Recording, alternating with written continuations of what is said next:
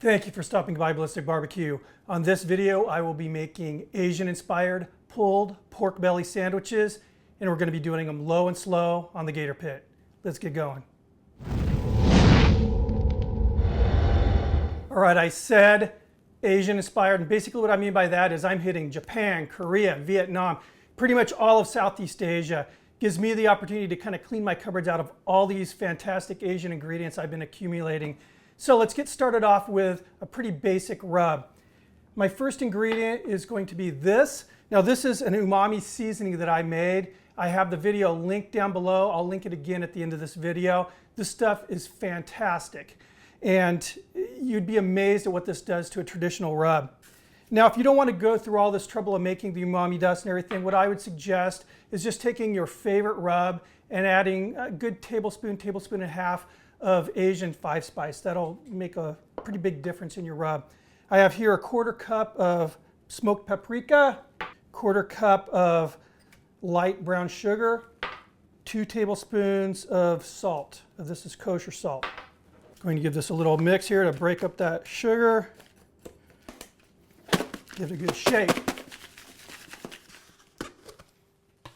And there we go, looks good. I'm going to set this aside. We're going to get those pork bellies out. All right, and here are my pork bellies. 2 of them, each of these weighs just a little under 3 pounds, and I have the skin on here. We will be leaving the skin on for this cook. I'm going to actually use that skin to help protect these pork bellies from the heat. Again, we're going very low and slow, and I want these to break down enough to where we can pull the meat. First thing I'm going to do is rub on some peanut oil. Now, if you don't want to use peanut oil, just any cooking oil will do, or cooking spray even. Now I'm also applying this to the skin, but this is more or less just to kind of protect the skin. We're not going to apply rub on the skin side. It will not penetrate skin. It's kind of a waste of time, waste of rub. All right, let's get this rub applied.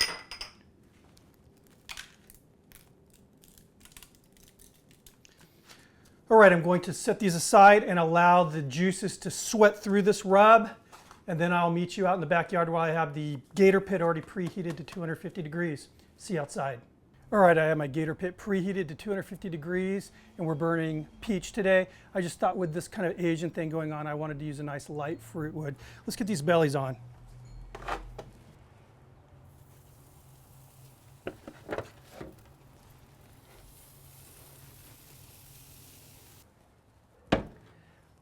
All right, I'm going to be maintaining this 250 degree temperature in my pit throughout this cook. Now after 2 hours, I'm going to start spraying these bellies down with mango nectar, and I'm going to spray them every 30 minutes. I'm guessing after 4 or 5 hours or so, these bellies will be ready to wrap. What I'm looking for is a nice kind of a mahogany color, a formation of the bark before I do the wrap, however. Now while we're waiting for all this cool stuff to happen, let's start making an Asian barbecue sauce. All right, for this barbecue sauce, basically what I'm doing is throwing together a bunch of Asian ingredients I think really complement each other. We're going to start out with 1 cup of soy sauce, and this is soy sauce with the sodium in it, so we're not going to be adding any more sodium, or just salt at least. And I have here 1/2 cup of sweet chili sauce. That'll add a nice heat element and also a little bit more sweet. And on that note of sweetness, we have 1/2 cup of honey.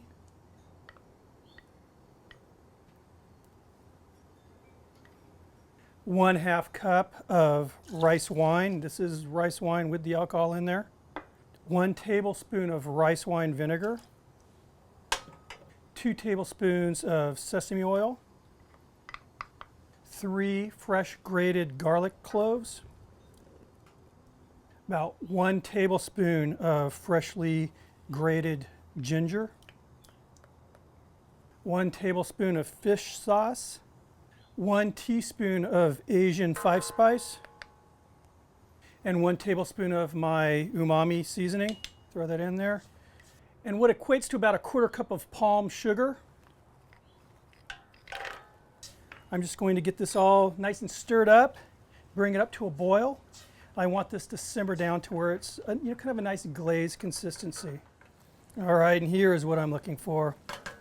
Nice kind of a caramely glaze coating the spoon. Nice. perfect amount of sweet, nice balance of savory, a little bit of heat hitting me in the back of the throat. I really like this. Smell is unbelievable. It's going to really just make that sandwich. So I'm going to get this off the heat, let it cool down, and I'm just going to continue giving my pork belly some love. I'll see you probably when it's about time to wrap these guys. All right, we are coming in at just under 5 hours right now. I took a peek at those pork bellies and the color's right where I want it. So we're going to go ahead and pull them and wrap them. Just look at that. Gorgeous, gorgeous.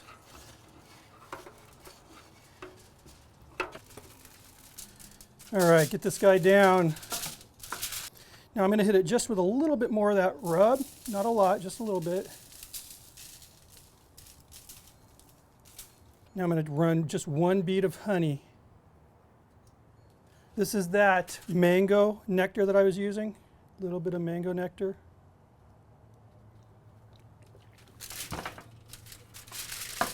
Let's get this wrapped up.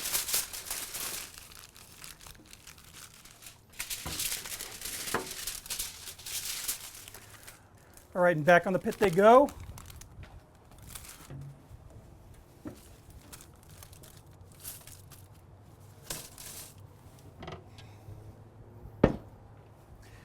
So again, we're still going to run it 250, and at this point I'm just checking for tenderness. I want that probe to go in and come out with very little, if no, resistance. So see you in probably an hour or two.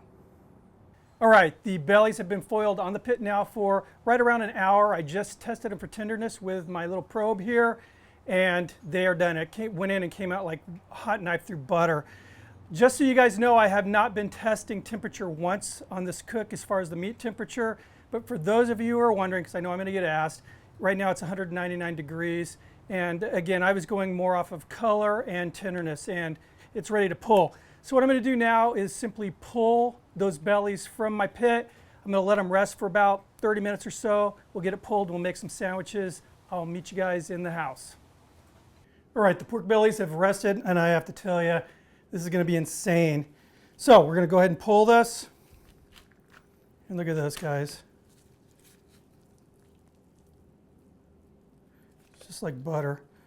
So what I'm going to do is just get some of the big pieces of fat out of here. I mean, a little fat's good, but we don't want to go overboard with the fat. And just strip it up into, well, strips. All right, the belly has been pulled, and it is like butter. In fact, you know, I could do a video on the skin alone. The skin is crazy good, crazy good. Anyway, so set this aside. I have here a French roll. Like I said, I'm kind of going all over Asia, Southeast Asia. And in the tradition of the Vietnamese banh mi sandwich, I'm using a French roll. This has just been warmed up in the oven. Good stuff, good stuff. Some of this pork is so crazy moist.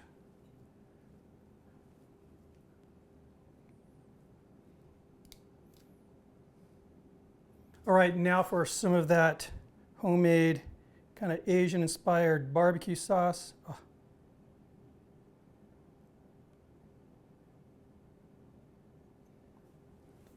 was very proud of this, by the way. It tastes killer. All right, this is an Asian-inspired slaw that I made. It's got Asian pear, radish, some cilantro, red cabbage and some Napa cabbage, finely minced kimchi, and an Asian dressing that I very lightly dressed it with. All of the ingredients for the dressing down below.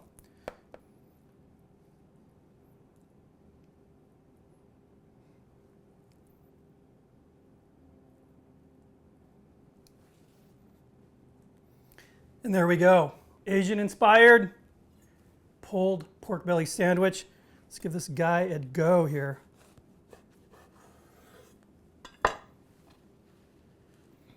Ah. It smells so darn good. First of all, that 5-spice just really pops in the sauce, but the pork is just the star. I mean, I love this. Slaw, I'm really happy with the slaw. I have no complaints about this at all. I know it's not a traditional Asian sandwich, but I think I treated all the ingredients with respect.